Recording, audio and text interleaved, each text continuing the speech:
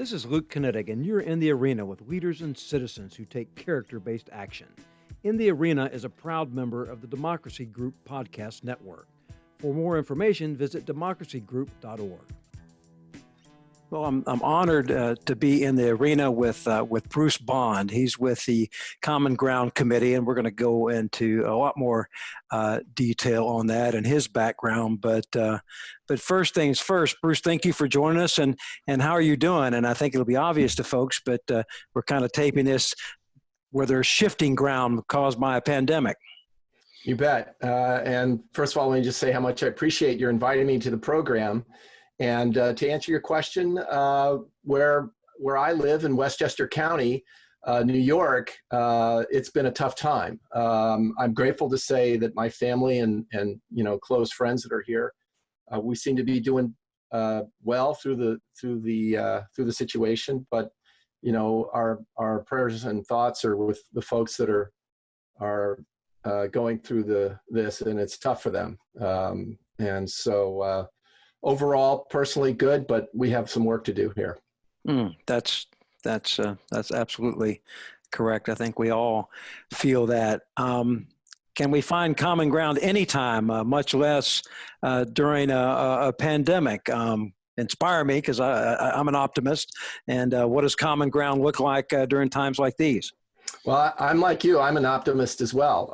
And I would say common ground now looks like people sort of getting out of the political mode and recognizing that there are friends and neighbors and strangers that need help with things. And we're seeing every day stories of people doing just tremendous things to help their fellow man. And I think this is a time where people are recognizing that there are this condition has created a situation where we absolutely have a lot more in common than we have differences. And so I think we're seeing the greatness of America come out at this point. And sometimes it shows itself at our government, within our government as well. We saw, the first CARES package ultimately passed, I think 96-0, Right. Which, I'm sure it's happened, but not in something big recently in the last 10 years that I can remember. Another indication there, and also there's a lot of sniping still going on between the president and the governors, and that kind of thing is going on. But overall, you can certainly point to a lot of situations. An example is Governor of California and the president have actually worked pretty well together to move forward with this on this particular problem that we're all facing. So I think we're seeing that people are getting the point that we really need to work together to get through this. And I find that very encouraging. And you're not new to this idea, and it's not something that you've taken on lightly. I mean, you had a long, very distinguished career in information technology, working for some of the absolute leading firms, Gartner Research, Oracle, and a whole different career. And a couple of years ago, you decided to get very serious about bringing about common ground and bringing a pretty unique perspective to it. I think I've heard you talk about it as we need more light, not so much heat. And to bridge the divisions that we're seeing. So, tell us how you got involved with that. Yeah. So to your point, I was a techie my whole career. I started as we used to call it a programmer. Today we call it software developer. And so I was literally in the bits and bytes, and then ultimately made my way up through the executive ranks. And that's where my focus was. And in 2009, shortly after President Obama was elected, even though I personally lean right a little politically, I recognized that the president had his work cut out for him because there was a tremendous amount of opposition to his getting things done that was being expressed by different leaders. And we had sort of seen this coming, that there was a lot of partisanship up to that point, but it just struck me for whatever reason at that point in time that it really had reached a crisis proportion, that you actually had people that were outwardly talking about making sure that the president would not be successful, and that just didn't work for me. And my co-founder and I, Eric Olson, who has been a friend since I was in 6th grade and he was in 7th. We were together. Our families were together for a vacation in 2009. And make a long story short, we were out on a walk, and this whole idea of Common Ground Committee came to us because we felt something needed to be done. We recognized that we were actually contributing a little bit to the problem because we loved the political debate. And like so many others, we were not looking for solutions. We wanted to win our argument. And we felt like, that's not going to work anymore. I'll break in there, and I'm just having a little fun here. Sometimes when, particularly in politics, somebody form a committee that like the last thing they're looking for is action when you look behind it. But that's not really how you've approached it. You've driven a lot of action around events and other engagements, if I have it right. Yeah, that's right. And the original idea that we had was to put people of opposite sides of an issue on stage and, in so many words, create an environment where what would come out would be more of a, where can we work out from? What are the points of agreement that we have that could lead to a solution? And that sort of basic principle, the way in which it manifested itself may have changed a little bit, but we really stuck with that. And we've had now, since that time, and by the way, I would say at that time, he and I remained in our jobs. So Common Ground Committee, as we called it, was an avocation, and it was that way really up until late 2017, early 2018, where I became fully involved in it. And we have taken some significant steps since then. But overall, we've had 11 forums, and we've had some people of note on stage. So we had John Kerry and Condi Rice talking about American foreign policy. We had David Petraeus and Susan Rice talking about the new Cold War, Michael Steele and Donna Brazil, Maggie Haberman and Chris Wallace, opposite sides, if you will, from the media perspective, Barney Frank and Larry Kudlow, who is President Trump's chief economic advisor, right, and so forth. Now you were telling me about them. I'm going to pick up on that. You said they crafted some tax policy on the stage. Is that right? Yeah, that was. I tell you what, it brought the house down. It was unbelievable. You would think these guys would, they'd all be about the fight. And in fact, we know a number of people went to that event, as they do many of our events. People go and they want to see the food fight, and that's not what happened in this event. And these two guys on stage, high level, because it was only 90 minutes, right? But high level, they cut a tax deal where, in so many words, they'd each get what they felt was most important. And they said, yeah, we could do this. And they were very explicit about it. They thought that a deal could be cut in Congress. What was sort of emphasized, the remarkable element of that was that was in July of 2016, which was at, the 2016 election was heating up. And so you would think that would be a time where they'd sort of, get serious about their own sides and promote their own case. But that's not what happened. They worked together, and it was I'm biased, I have to admit, but I thought it was a thing of beauty. It was unbelievable. And how do you brought the house down? So you've seen it through your events, if I have it right, hundreds of points of consensus reached, which I have to admit, I watch cable TV and other places, and I don't see so many points of consensus being reached there. At the McCain Institute, we have some programming where I like to think we do drive points of consensus. What's kind of the secret sauce? How does it happen? Is it just simply people talking and listening, or is it conditions that you set? Is there anything that you draw on from your IT background and data and programming that helps? I mean, how do you reach consensus? Yeah, so first of all, it starts with who we are. I mean, we're a nonpartisan nonprofit, and we do not take political positions. So our whole ethos is let's get the discussion going and let's try to find solutions. We do not have a preconceived outcome about how that would look. So we sort of start with that, and then. But how do you get them to agree? How did you get? I'll back you up here. But how did you get Larry Kudlow and Bernie Franks to agree to even come together? You knew them, or somebody else knew them, or they liked what you had on offer, or? Yes, we have been very blessed in that we have been fortunate to know people who know people, if you will. Right. And that's kind of how it started. You know, they were willing. I don't know what else to say, but they both were willing to do it. You know, we were grateful to get them both. And yeah, so, but what happens is we create what I like to call, we create the petri dish in which the good stuff can grow. And it has to do with the way we structure the program. There's nothing, you know, there's no sort of contrived element to it where we make sure and we brief them up front and say, you know, you guys, this is exactly what you need to say. And not even close. We basically understand, we make sure we totally understand the issue, and we put the questions out there that give them room to explore, to find where they agree. And they generally, they get the spirit of what the event is about, so that it's different. And I will tell you, in the case of Frank and Kudlow, before the event, I got a call from Congressman Frank, and he basically said, you know, amongst other things that we were working on to get the thing ready, logistics and so forth, he said, look, I just want to let you know, I'm not a common grounder. I don't believe in common ground. I believe in the debate, and, you know, we'll debate, we'll let the audience decide. And my comment was, okay, I respect that, but I just want to make sure that this is going to be a civil conversation. He said, yeah, absolutely.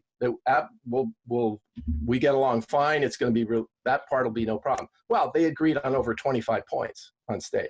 Wow. And so I guess I have to be a little careful injecting John McCain, but, you know, I think from everything I know, he liked a good fight, and he also liked finding common ground. You would have these, you know, quite famous accounts, I believe, of him and Ted Kennedy kind of going at it, and then at the end of the day, being able to go to dinner or have a drink together or whatever else. You're busy helping people be common grounders right now, and I guess that's taken a little bit of a different look given this pandemic. But can you? And I know I've been surprised just how busy I've been. I talked into you yesterday in preparation for this, and you have back-to-back engagements. Kind of give us a flavor of that and what it means to be a common grounder right now. So there's sort of two answers to that question. So the nature of the work, you're right. Right now, you know, we have focused on events up to this point, and let's just say events aren't in vogue right now. So we're working on some other elements. We're putting together a podcast series that we're going to hopefully release here shortly. We're working on this program that ultimately is about helping people become what we call common grounders. And if you go out to our website at www.commongroundcommittee.org, you know, one of the first things you can do is download the 10 attributes of a common grounder. And these are things that are thought-provoking, that help you understand how you can engage in your own conversations at a higher level to get to a better place than just have the argument and, you know, demonize and you know, get into a spat and so forth. A much more productive way if you're inclined to do so. And so those kinds of things are the, you know, high level. That's the kind of thing we're working on. We had been working on those things as in so many words, a way to get from event A to event B, because, you know, you have this big high after the event. We get a lot of interest, and you know, the key is how do you keep that going? Because each event takes time to put together. Right. So that's where it came from, and so now we've elevated some of these things to the front burner. So, you know, so that's the work we're working on. But part of that is becoming a common grounder, and some of the you know, the 10 attributes in there, just a couple of them. One of them is, you know, listen first to learn perspectives and experiences, which really gets to the point of understanding of the person as a human being who has a set of experiences that have led them to the opinions that they have. And when you understand that, you have much more empathy and understanding for why they may feel the way they do. And it's a lot harder to demonize them. And then, of course, you know, it's things like understanding motives and intentions, as opposed to assuming that there's something nefarious about, you know, the other side, so to speak. So, and we, like I said, we have 10 of them, but those are two things to that we talk about. So, sharing my thoughts here. I mean, I need to go look at those more closely, and it sounds like really good advice and applicable to anybody. But I think what's on my mind a little bit is, what does common ground mean to the common man right now, you think, or woman? We're able to work virtually, and I think still work pretty hard and contribute to our missions and carry things forward. But to me, it doesn't quite compare to, well, I'll just speak to my wife. She just left a few minutes ago to go into the hospital. She's a nurse, and I think For her. we should feel good about what we're doing today, but probably what she's doing at the moment is going to more directly touch people. So I'm putting you on the spot here a little bit, but what does common ground mean for the common man, now or just in general? Yeah. So first of all, hats off to your wife. She and others like her, they're really the heroes right now. And I think, in the context of common ground, I think we can all agree on that, that these are folks that are putting their own personal comfort and safety on the line to go out and help others. And no better definition of a hero than people that do that. So hats off to her. But, to your question about how do people find common ground when you've got people like us, we're having this conversation and overall we're doing okay. And then others that really are isolated and struggling. I would say that the nature of that divide is not sort of a mental one. It's more of an external one, meaning that, there are external factors that are causing this separation. So where the common ground can be found is in this notion of empathizing and then acting on that empathy. So, somebody who is alone, it might be struggling with a particular issue, the virus or otherwise. What can you do to help them? I think we're seeing so many people now think that way and take those steps to help those folks. And I think something that I hope for and we're going to be working for here at Common Ground Committee is to maintain that sense of how can we work with and help our fellow man through difficult challenges after we get through this particular health issue. Because we had something similar to this after 9/11, where there was a sense of the country coming together and being more unified. And then in time, that kind of fell away, and we sort of went back to our entrenched political views, and without the common enemy, so to speak, we started shooting at each other again, and verbally. And the key, I think, this time is to recognize that it doesn't have to be that way. And we're encouraged because if you look at the study by an organization called More in Common, they did a study of the electorate in October 2018 where, and I'm going to be very simplistic about this, but they identified that there was what I would call the devoted people on either side of the political spectrum that are really dug in. But that's somewhere between 20 and 30% of the electorate. The rest are now, they identified as, they called it the exhausted majority. And these are folks that that's a powerful term. I think, resonates with me and I think a lot of people, the exhausted part as well. But I mean, how many of us, there have been times where like, I can't watch the television anymore. You just got to turn it off. I mean, so many people have felt that.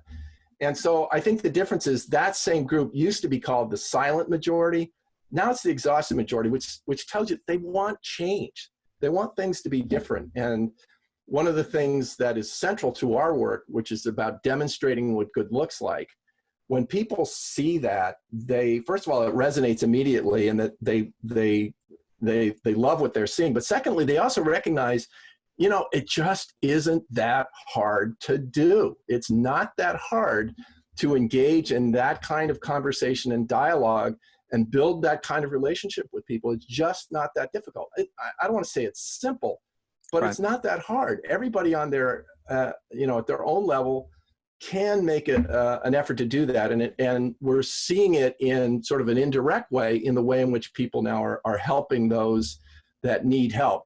Nobody's asking the question, look, before I come help you, or I just need to know if you're a Republican or a Democrat. I know that's silly, but we're seeing separation in the country where people choose to live, a factor in that is, what is the political makeup? Am I going to be around people that, agree with me politically? That's a pretty scary thing when you think about it, because it prevents people from seeing the other side of the issue. Oh, I agree. And in my business, and of course in yours too, I suppose, you look at the information landscape and just how fragmented it is. And we need things that drive commitment to finding common ground and call people out in the right way when they're not doing that. So changing gears just a little bit here, Princeton grad, and I'm not going to ask you if Princeton's thinking about changing their mascot from a tiger to something else after all this Tiger King business lately and other things. But you were a trackster, and if I got it right, ran long distance and held records, maybe still hold records there.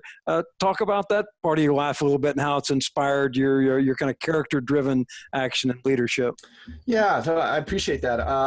So the facts are, yes, I did hold the university record for 5,000 meters, but only for a year. It was broken. But, records are meant to be. For that opportunity. Still run today. And I will say my athletic career definitely taught me about teamwork and about the importance of working with others, even in a sport like track and cross country, where there's so much focus on the individual. It really is all about the team and how you can help the team. And that is, I think, the situation here as well. But I think some of the things that helped me, even consider going to a place like Princeton was my family. Growing up with my dad, who was and my mom, but my dad was he was the CFO of the second largest producer of DDT in the world. And I got the environmental bug at one point, and we would go back and forth on things. And he taught me the value of understanding the facts, what was really going on, and how to make your case in a way that it wasn't win-lose, but how do you actually make progress on whatever the issue is. And that was a really valuable lesson that I got from him. And I think that has ultimately manifested itself in what I'm doing today. Well, we hope you'll let us keep up with you. We're feel teamed up with you already, given what you're doing and some of our programs tied to human rights and dignity and much more. And gosh, we know we're in this together, and in whatever's on the other side of this together as well. And common ground sure sounds like the place and the way to get to where you want to get. You're bridging a lot with this. Hope you keep it up, and we sure appreciate you being in the arena. Yeah, thanks very much, Luke. Just a couple things that, again, for everybody's benefit, it's Common Ground Committee, and the website is www.commongroundcommittee.org. And I'd also just like to point out that we actually did invite Senator McCain to participate in one of our events, but just the timing was such that he wasn't available to do. There were actually a couple, but we did get a nice response from his team. Appreciative of the work that we were doing. So maybe we can find you another McCain, or we have a new executive director coming in soon as well. So probably already will be here by the time this comes out. So Bruce, really appreciate it. Thank you, Luke. It was a pleasure. Thanks so much. This podcast is produced by Patrick McCann and Justin Kessler. If you like what you hear, please subscribe, tell your friends, or leave a review.